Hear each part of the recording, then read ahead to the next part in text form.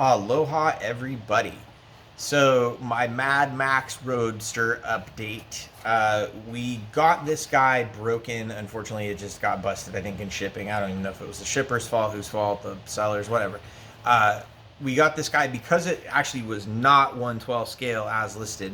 Unfortunately, people are doing a lot of 1/16 scale stuff as 1/12. What we did was we chopped this guy down. We cut off the roof, we took off the doors, and we added, they are suicide doors, but we made them suicide doors anyway by adding an extra little hinge. I've seen some people do the chops on these guys, and they add a lot of stuff as far as with the plastic pens and things like that. I wanted this to be a little bit more flexible hinge, and if it tears or it rips, you can just tear the door off and replace the piece if you had to. It's meant to be a shelf piece. It's not really a play piece. I'm still building the Warboy to go with this, but this is meant to be one of my like Mad Max Fury Road style, shelf guys. It's a 34 Roadster. This one was one of those orange and yellow plastic ones. They're online. You can get them for like anywhere from 20 to 40 bucks usually. This one, they're normally nothing on the bottom, and the wheels themselves, some of them are really loose, some of them are well spaced. It just depends. This one's a little bit loose, but it's fine because again, it's just a shelf sitter and it's for a background display anyway.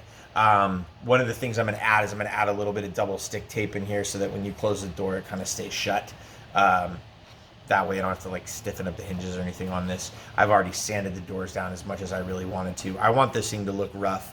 Nicole and I had kind of talked about it, and of course, being my executive producer, my wife is always right.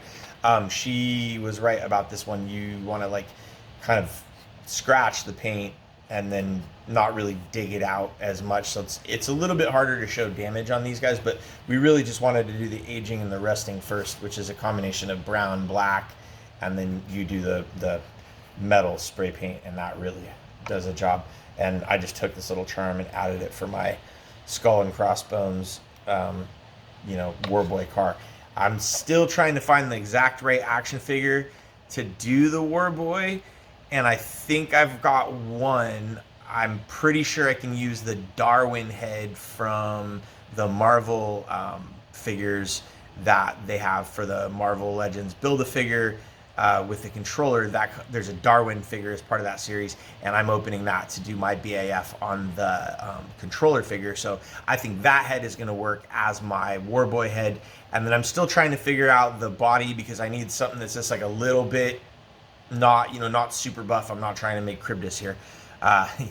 So hopefully when I get this build, I would love to build Cribdus, but that's a whole other character. For this guy, I'm going to add a little bit more to it. I added some detail in the back. I had to remove the chairs because there was an extra back row. We had to pull all this out and move the seat back.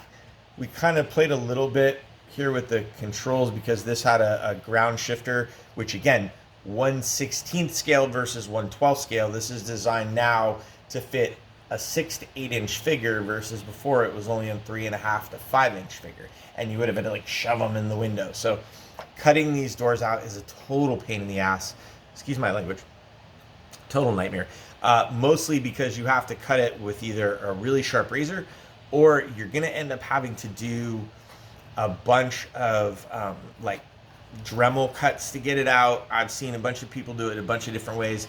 I ended up having to separate the body anyway to get it to fit the way I wanted to on the chassis, having adjusted the seats and stuff like that. So it worked out for me. But some people that are just doing the mods that I've seen where they just take the doors off and they keep it for the 1/16, because a lot of people are saying, okay, yeah, this does not work with the bigger action figures unless you remove the lid.